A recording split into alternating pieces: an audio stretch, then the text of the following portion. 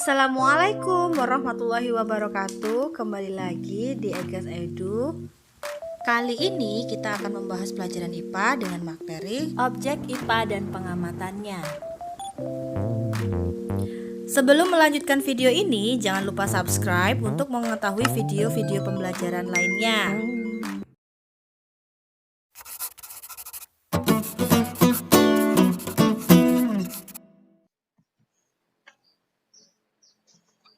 Mari kita pelajari tentang objek IPA dan pengamatannya.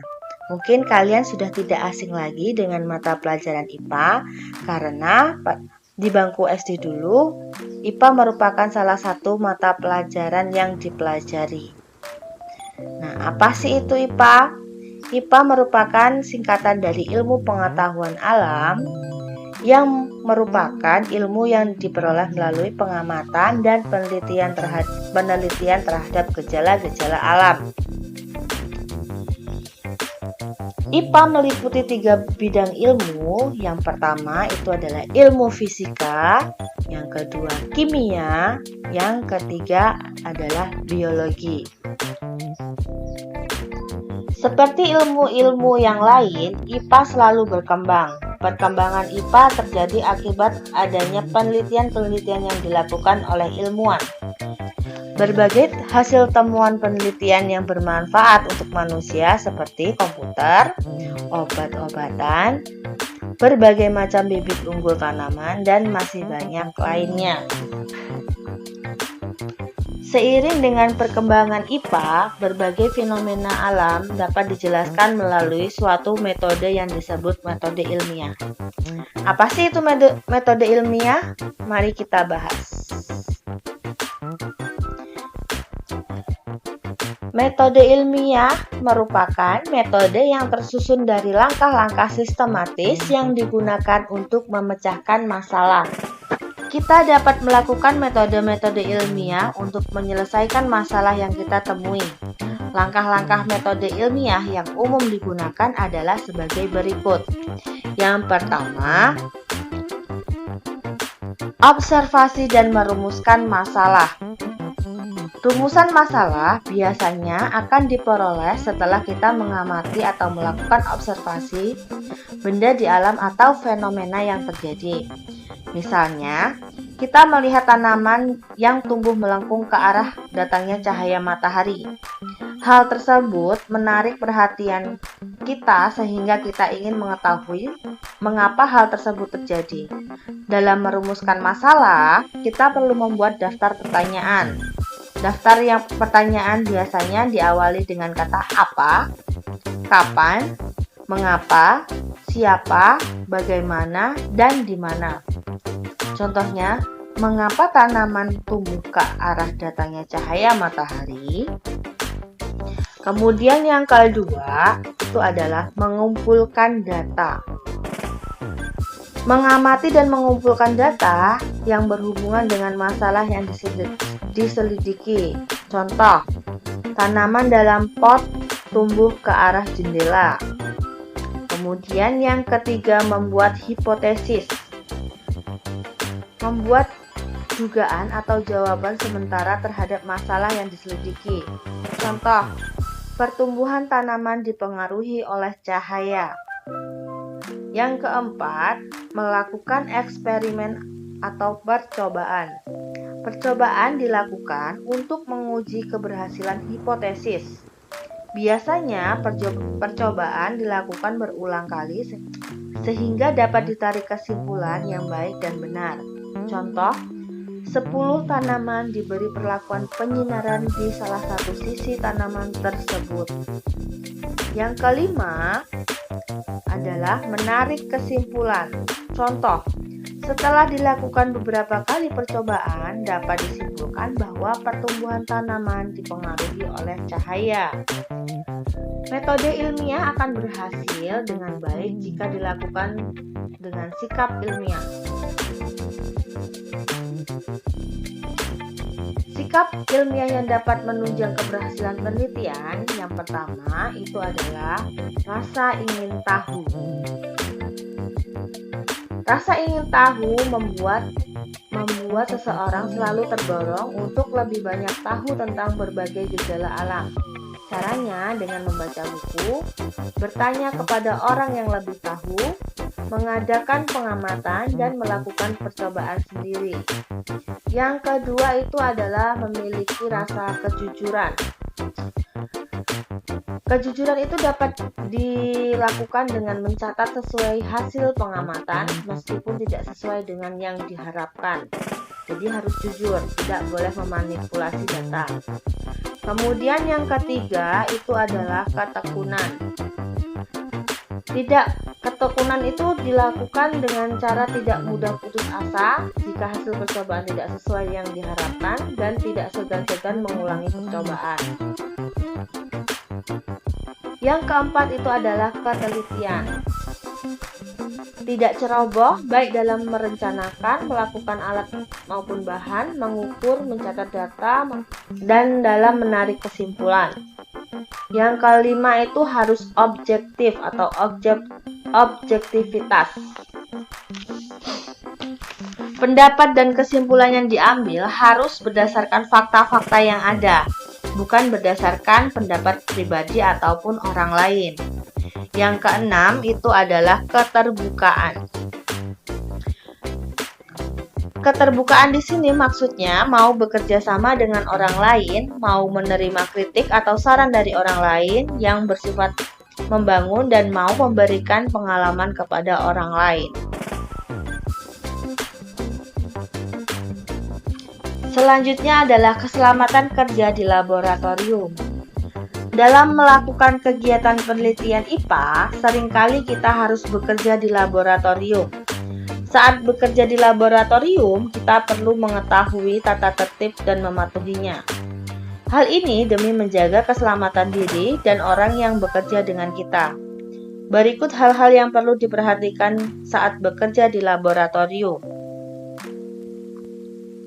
Yang pertama, kita harus memperhatikan tata tertib di laboratorium. Pertama, persiapan. Yang harus disiapkan itu adalah kita harus menggunakan alat perlindungan diri atau APD. Memakai penutup kepala, memakai kacamata pelindung, memakai masker, kemudian memakai mantel atau jas praktikum, memakai sarung tangan, memakai sepatu yang tertutup. Kemudian kalian harus mempunyai catatan praktikum atau lembar kerja. Ini untuk memudahkan kalian melakukan penelitian di laboratorium. Yang ketiga itu adalah tisu atau serbet. Ini berguna untuk membersihkan sisa-sisa saat kalian melakukan penelitian. Yang kedua, membuat prosedur kerja. Praktikan harus membuat prosedur kerja yang mencakup apa yang akan dikerjakan, alat dan bahan yang diperlukan, cara kerja, dan hal-hal khusus yang perlu diperhatikan selama praktikum. Yang ketiga, selama di laboratorium, praktikan harus menjaga ketertiban, kebersihan, serta keselamatan diri dan orang lain. Kerjakan dengan serius dan fokus ke percobaan yang dilakukan. Jangan melakukan sesuatu yang tidak kamu pahami dengan baik. Kurangi hal-hal yang dapat menimbulkan kecelakaan kerja. Laporkan setiap kecelakaan kepada guru pembimbing. Yang keempat, praktikan harus memperhatikan cara menggunakan alat-alat yang dipergunakan untuk praktek. Apabila belum mengetahui, sebaiknya bertanya dulu kepada guru pembimbing. Alat-alat gelas yang sudah digunakan harus dibersihkan dan diletakkan terbalik. Hanya bagian luar yang boleh dilap, bagian dalam dengan bagian-bagian lainnya yang berhubungan dengan reaksi tidak boleh dilap. Yang kelima, dalam menggunakan bahan kimia ada beberapa hal yang perlu diperhatikan. Yang pertama, mereaksikan zat. Gunakan pereaksi sedikit demi sedikit. Setelah setiap penambahan, Perhatikan dulu hasilnya sebelum menambahkan reaksi yang lebih banyak. Yang kedua, mencium isi botol bahan kimia. Jangan mencium secara langsung, tetapi dengan dekatkan hidung pada mulut botol, kemudian kibaskan tangan di atas mulut botol tersebut menuju ke arah hidung.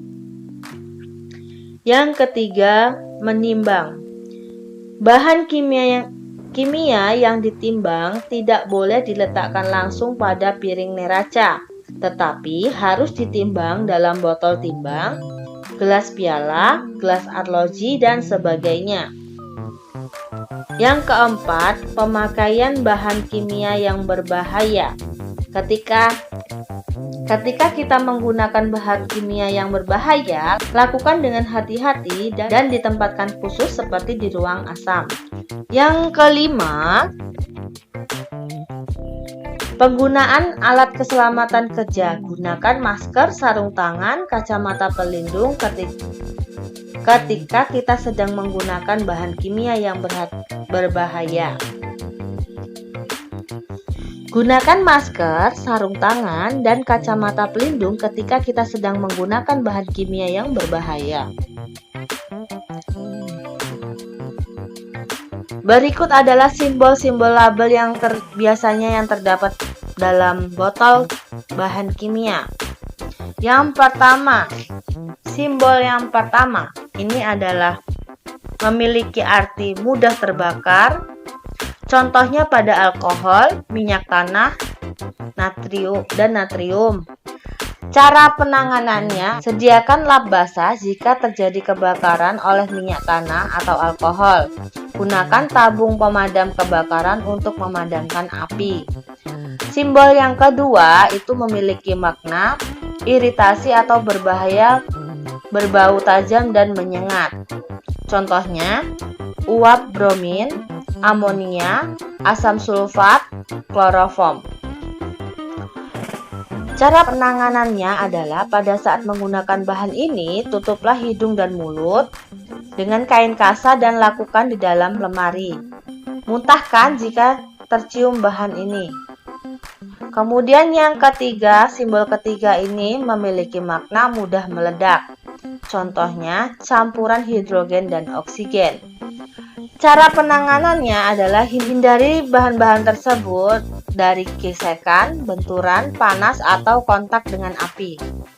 Yang keempat itu adalah simbol yang memiliki makna korosif. Contohnya pada asam dan basa kuat. Artinya, bahan-bahan yang memiliki simbol ini adalah bahan-bahan yang dapat merusak jaringan hidup jika tersentuh. Simbol yang kelima adalah memiliki makna beracun atau toksik, seperti pada zat merkuri, sianida, gas klorin, karbon, tetraklorida. Biasanya zat yang memiliki simbol ini adalah suatu zat yang dapat menimbulkan kecelakaan, penderitaan ataupun kematian apabila tertelan, terhirup atau teresap melalui kulit. Jika terhirup atau tertelan, segera muntahkan. Konsumsi susu setelah bereksperimen dengan bahan-bahan bertanda ini. Kemudian, simbol yang keenam adalah simbol radioaktif. Contohnya itu pada yang berisikan uranium atau plutonium. Yang memiliki simbol seperti ini adalah bahan yang dapat memancarkan sinar-sinar radioaktif atau radiasi, dapat mengakibatkan efek racun dalam waktu singkat ataupun lama. Demikian tadi penjelasan tentang materi objek IPA dan pengamatannya. Jika ada yang ingin ditanyakan, silakan tanyakan pada kolom komentar. Dan jangan lupa like dan subscribe untuk mengetahui video-video selanjutnya. Terima kasih. Assalamualaikum warahmatullahi wabarakatuh.